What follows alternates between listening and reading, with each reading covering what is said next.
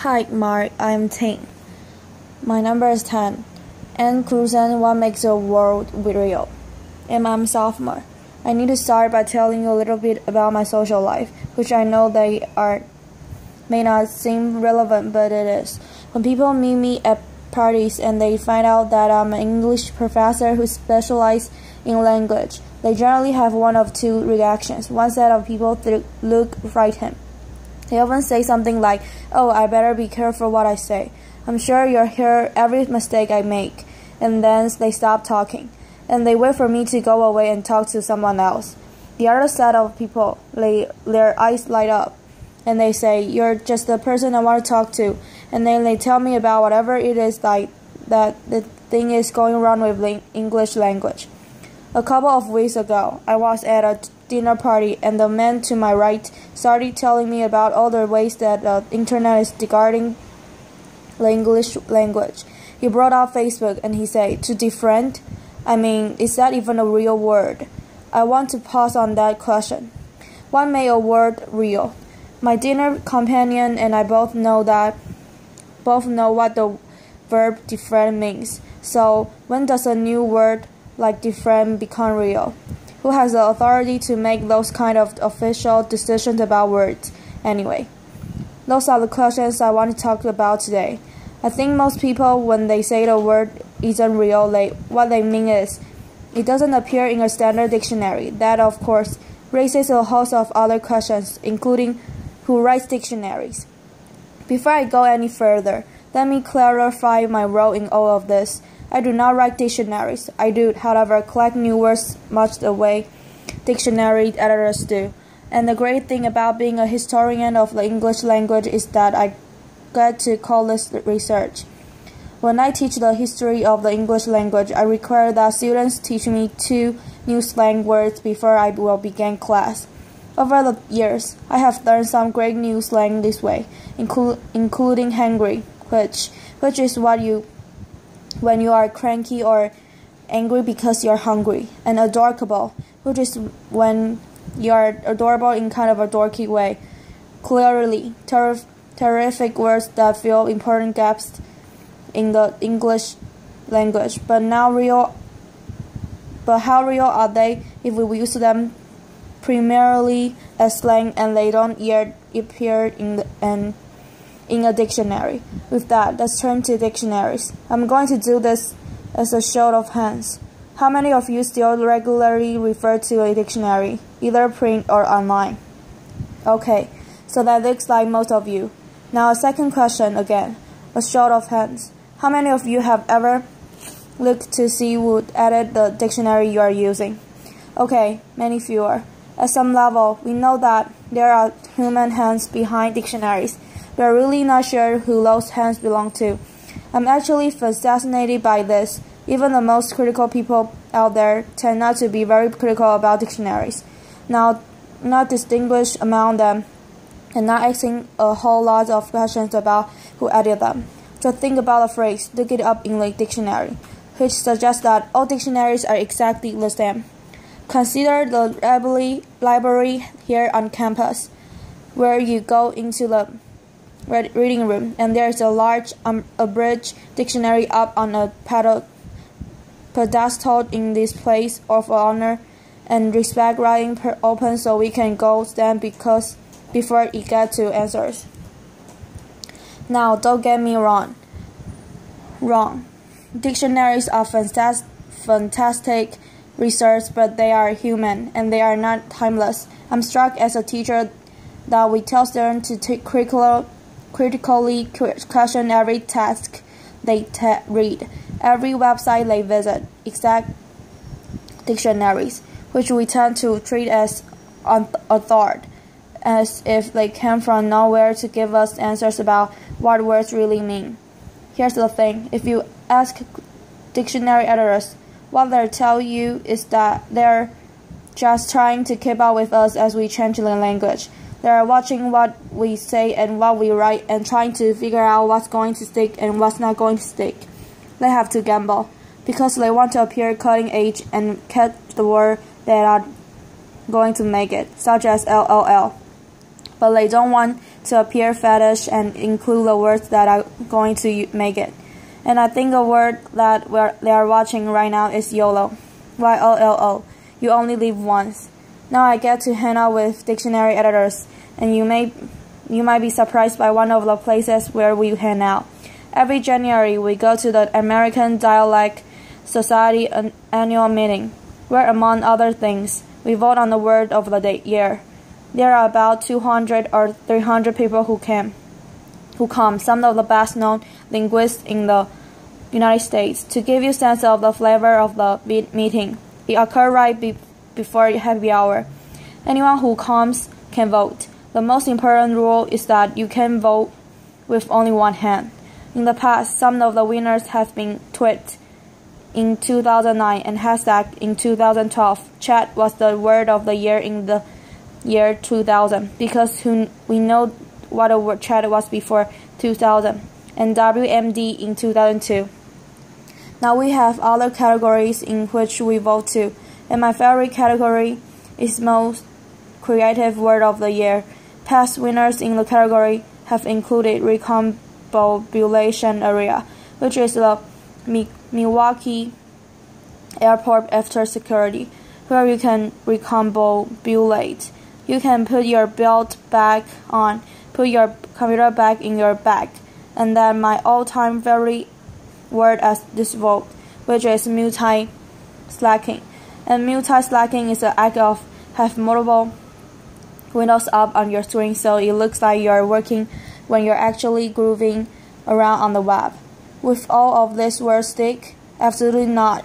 And we have made some questionable choices. For example, in 2006, when the word of the year was plutoed to mean demoted, but some of the past winners now seem completely unremarkable, such as ape, and eat as a prefix, and Google as a verb. Now, a few weeks before our vote, Lake Superior State University issues its list of banished words for the year. What is striking about this is that there's actually often quite a lot of overlap between their list and the list that we are considering for words of the year. And this is because we're noticing the same thing. We're noticing words that are coming into permanence. It's really a question of attitude. Are you bothered by language fads and language change, or do you find it fun, interesting, something worthy of study as part of a living language? The list by Lake Superior State University continues a very long tradition in English of complaints about new words. So here is Dean Henry Alford in 1875, who was very concerned that desirability is really a terrible word.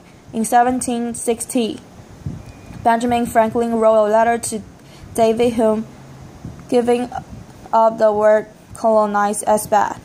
Over the years, we've also seen worries about new pronunciations. Here is Samuel Rogers in 1855, who is concerned about some fashionable pronunciations that he finds offensive, and he says, as if contemplate were not bad enough, balcony makes me sick.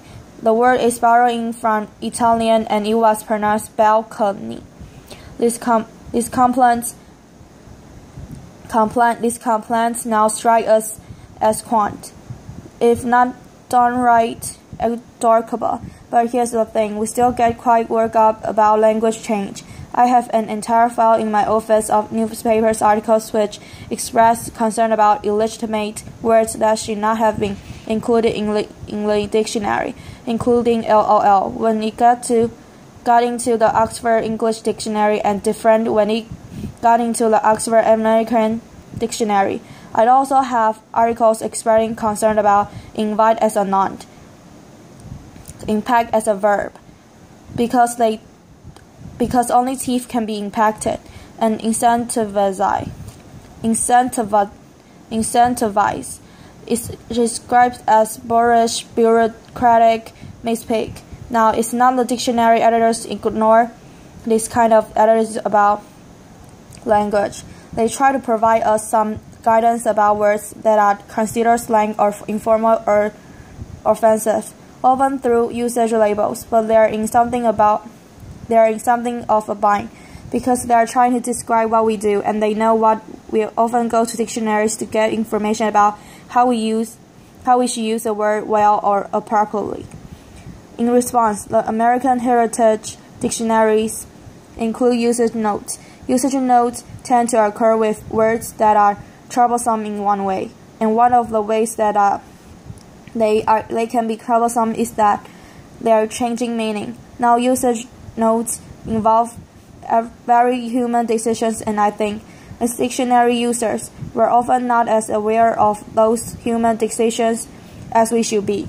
To show you what I mean, we'll look at an example, but before we do, I want to explain what the dictionary editors are trying to deal with in this usage note. Think about the word per use and how you use the word. I will guess many of you are thinking of skim, scan, reading quickly. Some of you may even have some walking involved because you are perusing grocery store shelves or something like that. You might be surprised to learn that if you look in most standard dictionaries, the first definition will be read carefully or pore over. American Heritage has that as the first definition. They then have as the second definition skim, and next to that they say usage problem, and then they include a usage note, which is worth looking at. So here's the usage note. Per use has long meant to read thoroughly, but the word is often used more loosely to mean simply to read.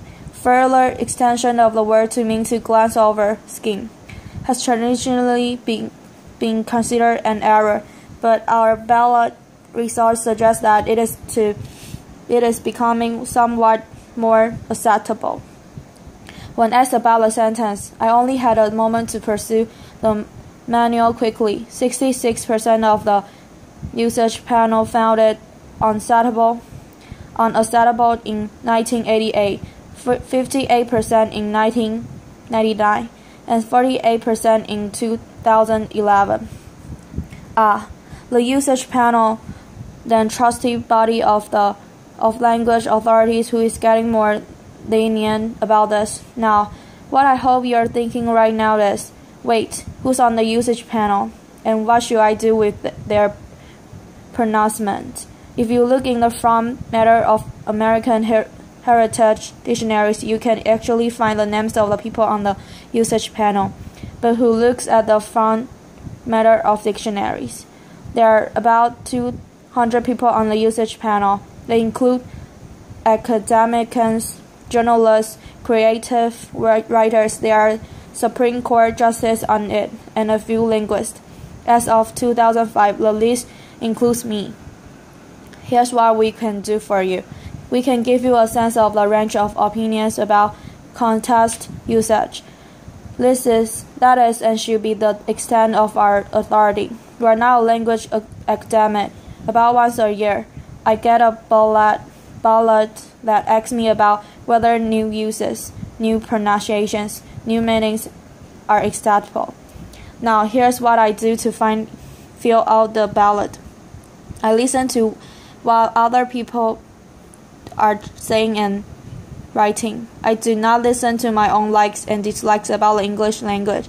I will be honest with you. I do not like the word impactful, but that is neither here nor there in terms of whether impactful is becoming common usage and becoming more acceptable in written prose.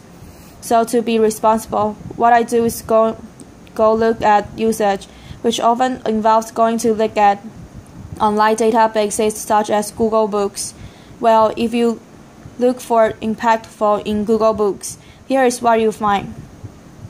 Well, it sure looks like impactful is proving useful for a certain number of writers and has become more and more useful over the last 20 years.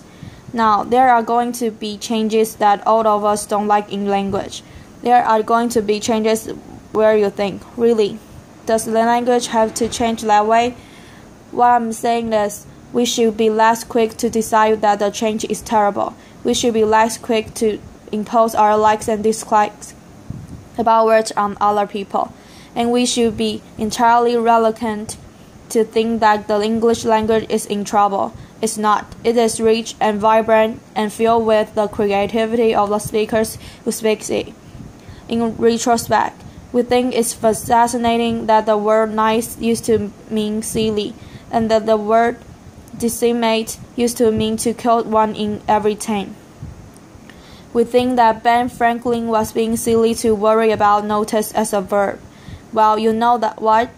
We're going to look pretty silly in 100 years for worrying about impact as a verb and invite as a noun. The language is not going to change so fast that we can keep up. Language just doesn't work that way. I hope that what you can do is find language change not worrisome but fun and fascinating, just the way dictionary editors do. I hope you can enjoy being part of the creativity that is continually remarking our language and keeping it robust. So how does a word get into a dictionary? It gets in because we use it and we keep using it, and dictionary editors are paying attention to us. If you are thinking, but that's all of us decide what words mean, I would say, yes, it does, and it always has. Dictionaries are a wonderful guide and resource, but there is no objective dictionary authority out there. There is the final arbiter about what words means. If a community of speakers is using a word and knows what it means, it's real. That word might be slangy. That word might be informal. That word might be a word that you think is illogical or unnecessary. But that word that you are using, the word is real. Thank you.